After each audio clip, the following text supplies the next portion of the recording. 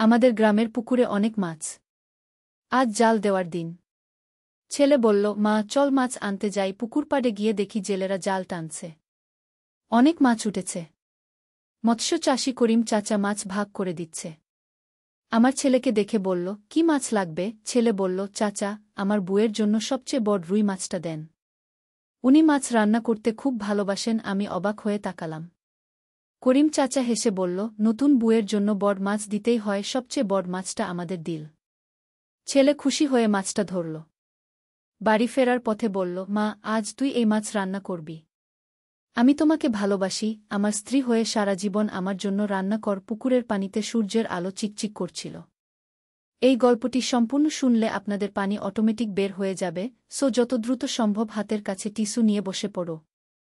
বিছানার চাদর যেন নষ্ট না হয় সেটা সম্পূর্ণ খেয়াল রাখার অনুরোধ জানিয়ে গল্পটি এখন শুরু করব। তার আগে সর্বশেষ অনুরোধ, দয়া করে এমন পানি বের করার গল্প নিয়মিত শুনতে আমাদের চ্যানেলটি সকলেই সাবস্ক্রাইব করুন। ধন্যবাদ। হ্যালো বন্ধুরা, আমার নাম রুমানা খান। আমার বয়স ৩৮ বছর।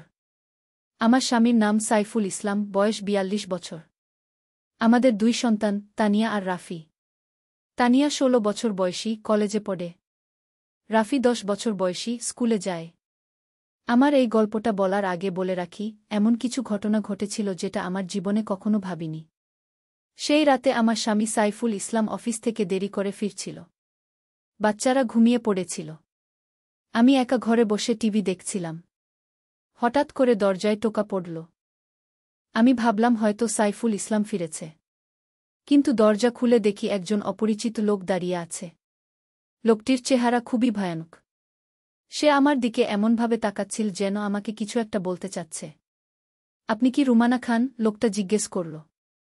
আমি ভয়ে কাঁপতে কাঁপতে বললাম, জি হ্যাঁ, কিন্তু আপনি কে? লোকটা বলল, আমার নাম জহির। আমি আপনার বাবার পুরানো বন্ধু। আপনার বাবা মারা যাওয়ার আগে আমাকে একটা জিনিস দিয়ে গেছেন। আমার বাবা তো ১০ বছর আগে মারা গেছেন। এতদিন পর হঠাৎ কেউ এসে বলছে বাবার কথা। আমি খুবই অবাক হলাম। জহির চাচা একটা পুরানো ব্যাগ বের করে বললেন, এই ব্যাগটার মধ্যে যা আছে সেটা শুধু আপনিই দেখতে পারবেন।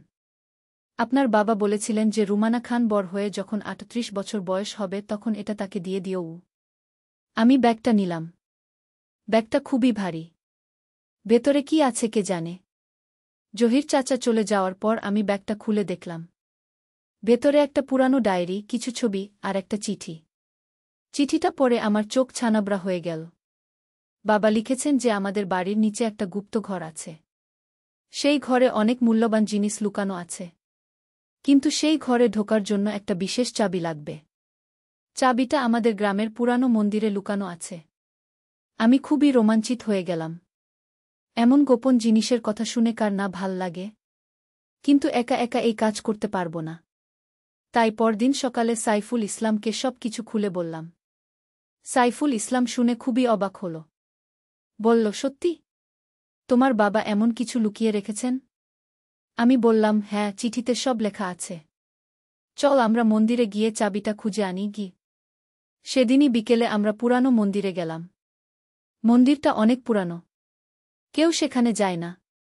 চারদিকে জঙ্গল। আমরা চিঠিতে দেওয়া নির্দেশনা অনুযায়ী খুঁজতে থাকলাম। হঠাৎ করে সাইফুল ইসলাম একটা পাথরের নিচে চাবিটা পেয়ে গেল। চাবিটা দেখতে অনেক পুরানো কিন্তু এখনও ভালো অবস্থায় আছে। বাড়ি ফিরে এসে আমরা গুপ্ত ঘরটা খুঁজতে শুরু করলাম। চিঠিতে লেখা ছিল যে আমাদের শোবার ঘরের মেঝেতে একটা আলাদা টাইলস আছে। সেই টাইলস সরালেই নিচে একটা দরজা পাওয়া যাবে। আমরা মেঝে খুঁজতে থাকলাম। অনেকক্ষণ খোঁজার পর একটা টাইলস পেলাম যেটা অন্যগুলোর চেয়ে একটু আলাদা। টাইলসটা সরাতেই নিচে একটা ছোট দরজা দেখা গেল। চাবি দিয়ে দরজা খুলতেই নিচে একটা সিঁড়ি। আমরা টর্চ নিয়ে নিচে নামলাম। নিচে একটা বেশ বড় ঘর। ঘরের মধ্যে অনেক পুরানো জিনিস। সোনার গহনা, পুরানো মুদ্রা, কিছু বই আর অনেক কিছু। কিন্তু সবচেয়ে অবাক করার বিষয় হল ঘরের এক কোণে একটা ছোট্ট মেয়ের ছবি।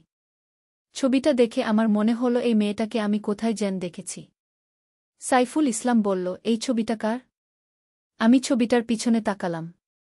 সেখানে লেখা আছে আমার হারিয়ে যাওয়া মেয়ে তাহমিনা গু। কিন্তু এটা তো অসম্ভব। তানিয়া তো আমার মেয়ে, হারিয়ে যায়নি। হঠাৎ করে আমার মনে পড়ল ছোটবেলায় আমার একটা বোন ছিল। কিন্তু সে খুব ছোটবেলায় হারিয়ে গিয়েছিল। বাবা মা বলতেন যে সে মারা গেছে। কিন্তু এই ছবি দেখে মনে হচ্ছে সে হয়তো হারিয়ে গিয়েছিল, মারা যায়নি। আমি উত্তেজিত হয়ে সাইফুল ইসলামকে বললাম, আমার মনে হচ্ছে এই মেয়েটা আমার বোন, যে ছোটবেলায় হারিয়ে গিয়েছিল ও। সাইফুল ইসলাম বলল, কিন্তু তোমার তো কোনো বোন নেই গে। আমি বললাম, আছে। আমার একটা ছোট বোন ছিল, কিন্তু সে খুব ছোটবেলায় হারিয়ে গিয়েছিল। বাবা মা আমাকে কখনো বিস্তারিত বলেনি গি। আমরা ঘরের অন্যান্য জিনিস দেখতে থাকলাম। একটা পুরানো চিঠিতে লেখা ছিল আমার বোনের ঠিকানা। সে নাকি শহরে একটা এতিমখানায় বড় হয়েছে। এখন সে বিবাহিত এবং তার 2টা বাচ্চা আছে। আমি খুবই আবেগপ্রবণ হয়ে পড়লাম। এতদিন পর আমার বোনের খোঁজ পেলাম।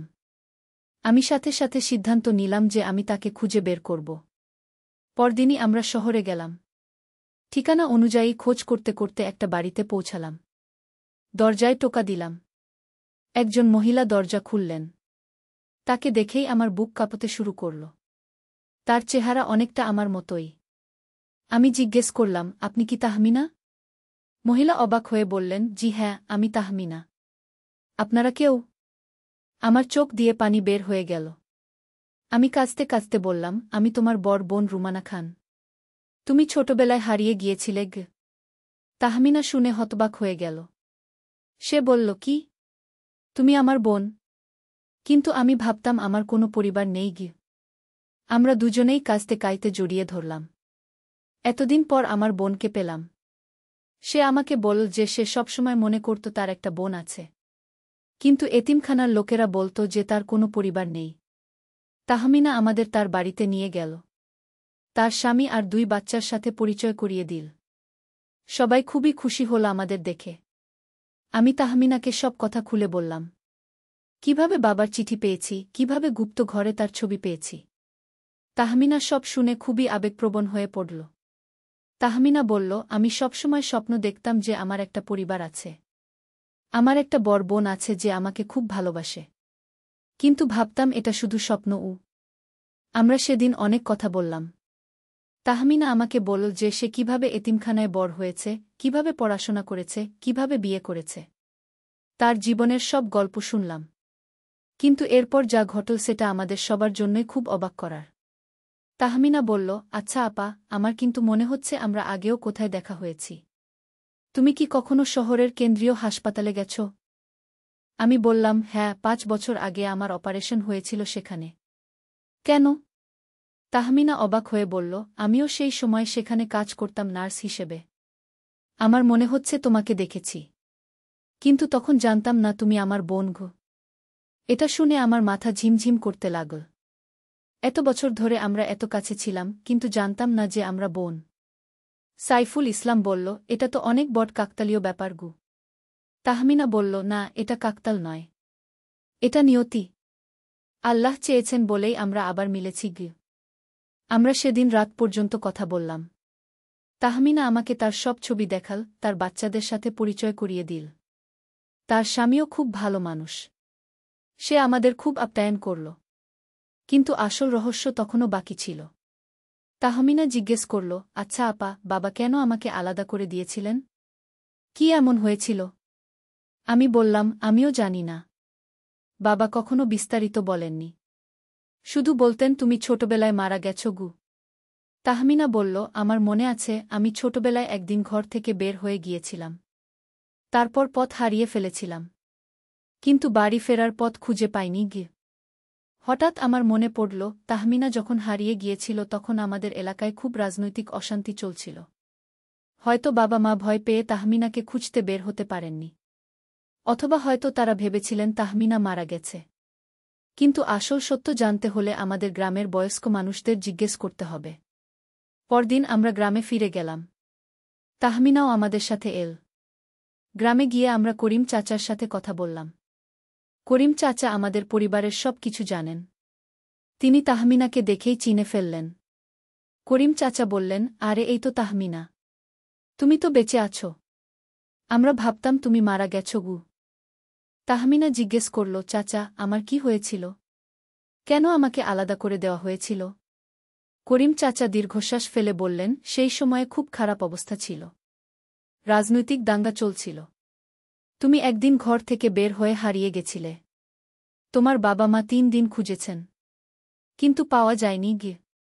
তারপর একদিন খবর এল যে শহরের দিকে একটা মেয়ে শিশুর মৃতদেহ পাওয়া গেছে। তোমার বাবা গিয়ে দেখে এসেছিলেন। তিনি বলেছিলেন সেটা তুমিই।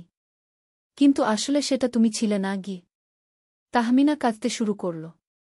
তাহলে আমি এত বছর ধরে পরিবারবিহীন ছিলাম, অথচ আমার পরিবার আমাকে মৃত ভেবে বসেছিল? করিম চাচা বললেন, হ্যাঁ মা। কিন্তু তোমার বাবা সবসময় আশা রাখতেন যে তুমি হয়তো বেঁচে আছো কোথাও। তিনি গোপনে অনেক খোঁজখবর নিয়েছেন। হয়তো সেই কারণেই তিনি সেই গুপ্ত ঘরে তোমার ছবি রেখেছেন গু। এই সত্য জানার পর আমরা সবাই খুব আবেগপ্রবণ হয়ে পড়লাম। তাহমিনা বলল, আমি এখন বুঝতে পারছি কেন আমি সবসময় এই গ্রামের কথা ভাবতাম। আমার মনে হতো আমার শেখ দেখা নেই গু। আমি বললাম, এখন আর কোনো সমস্যা নেই। তুমি আমার বোন, আমাদের পরিবারের সদস্য। তুমি যখন ইচ্ছা আমাদের কাছে আসতে পারো গু। তাহমিনা বলল, আপা, আমি চাই আমার বাচ্চারাও এই গ্রামের সাথে পরিচিত হোক। তারা জানে তাদের নানার বাড়ি কোথায় গু। আমরা সিদ্ধান্ত নিলাম যে তাহমিনা প্রতি মাসে আমাদের কাছে আসবে। তার বাচ্চারাও আমার বাচ্চাদের সাথে খেলাধুলা করবে। আমাদের পরিবার আরও বড় হয়ে গেল। কিন্তু গল্প এখানেই শেষ নয়। গুপ্ত ঘর থেকে যে সোনার গহনা আর পুরানো মুদ্রা পেয়েছিলাম, সেগুলো বিক্রি করে বেশ ভালো পরিমাণ টাকা পেলাম। সেই টাকা দিয়ে আমরা তাহমিনার বাচ্চাদের পড়াশোনার খরচ দিলাম। সাইফুল ইসলাম বলল, তোমার বাবা সত্যিই অনেক দূরদর্শী ছিলেন। তিনি জানতেন যে একদিন তোমার এই টাকার প্রয়োজন হবে গু। তাহমিনাও চাকরি ছেড়ে দিয়ে আমাদের গ্রামে একটা স্কুলে শিক্ষিকার কাজ নিয়ে নিল। এখন আমরা সবাই একসাথে থাকি। আমার তানিয়া আর রাফিও তাদের ফুফুকে খুব ভালোবাসে। তাহমিনা তাদের অনেক গল্প বলে, তাদের সাথে খেলাধুলা করে। গত মাসে আমাদের বাড়িতে একটা বড় অনুষ্ঠান হয়েছিল। তাহমিনার বাচ্চাদের জন্মদিন ছিল। সেই অনুষ্ঠানে পুরো গ্রামের মানুষ এসেছিল। সবাই খুব খুশি হয়েছিল আমাদের পরিবার পূর্ণ হতে দেখে। করিম চাচা বলেছিলেন, এই তো জীবন। কখন কি হবে কেউ জানে না। কিন্তু ভালো কিছু হলে সেটা সবার জন্যই আনন্দের গু। আর সেই দিন থেকে আমাদের বাড়িতে আর কোনো দুঃখ নেই। সাইফুল ইসলাম অফিস থেকে ফিরলে বলে, আজ তাহমিনা কি রান্না করেছে দেখি কারণ তাহমিনা রান্নায় খুবই পারদর্শী। রাফি স্কুল থেকে এসে বলে, ফুফু, আজ আমাকে নতুন একটা গল্প বল। তাহমিনা তখন তাকে নতুন নতুন গল্প বলে। তানিয়া কলেজ থেকে এসে বলে, ফুফু, তুমি কি আমার সাথে বাজারে যাবে? তারা দুজন মিলে বাজারে যায়, অনেক কথা বলে। আমি এখন অনেক খুশি। আমার যে বোনটা হারিয়ে গিয়েছিল সে ফিরে এসেছে। আমার পরিবার পূর্ণ হয়েছে। আর সবচেয়ে বড় কথা, আমার বাচ্চারা তাদের ফুফুর কাছ থেকে অনেক কিছু শিখছে। তাহমিনা প্রায় বলে, আপা, আমি এত বছর একা ছিলাম। কিন্তু এখন মনে হচ্ছে আমি কখনো একা ছিলাম না। কারণ তুমি সবসময় আমার জন্য অপেক্ষা করেছ। আমি তখন বলি, হ্যাঁ, আমার মনে সবসময় একটা শূন্যতা ছিল। যেন কেউ একজন নেই।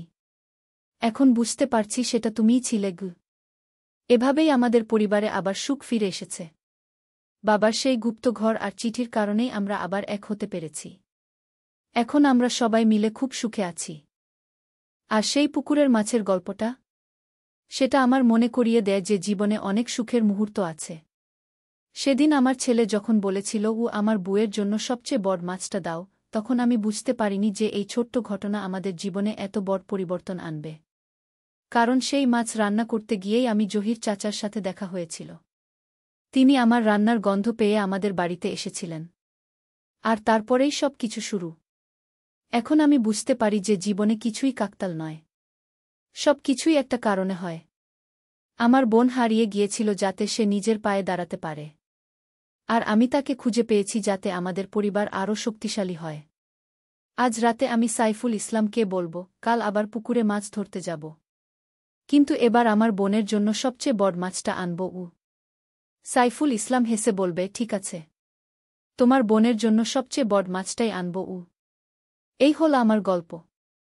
এই গল্পে কোনো কল্পনা নেই, কোনো মিথ্যা নেই। সব কিছুই সত্যি। আর এই গল্প বলার কারণ হল, আমি চাই সবাই জানুক যে পরিবারের বন্ধন কত শক্তিশালী। যত দূরেই থাকি না কেন, শেষ পর্যন্ত আমরা একসাথে ফিরে আসি। আমার শেষ কথা হল, জীবনে কখনো আশা ছেড়ে দিও না। আমি ৩৮ বছর পর আমার বোনকে খুঁজে পেয়েছি। তাই তোমাদেরও হয়তো কোনো হারিয়ে যাওয়া মানুষ আছে। তাদের জন্য অপেক্ষা করো, খোঁজ করো। একদিন না একদিন তোমরাও তাদের ফিরে পাবে। এই গল্প শুনে যদি তোমাদের চোখে পানি এসে থাকে, তাহলে বুঝবে তোমাদের মনেও পরিবারের প্রতি ভালোবাসা আছে। এই পানি লজ্জার নয়, এই পানি আনন্দের, এই পানি ভালোবাসার। তাই আমি বলি, পরিবারকে সবসময় প্রথমে রাখো।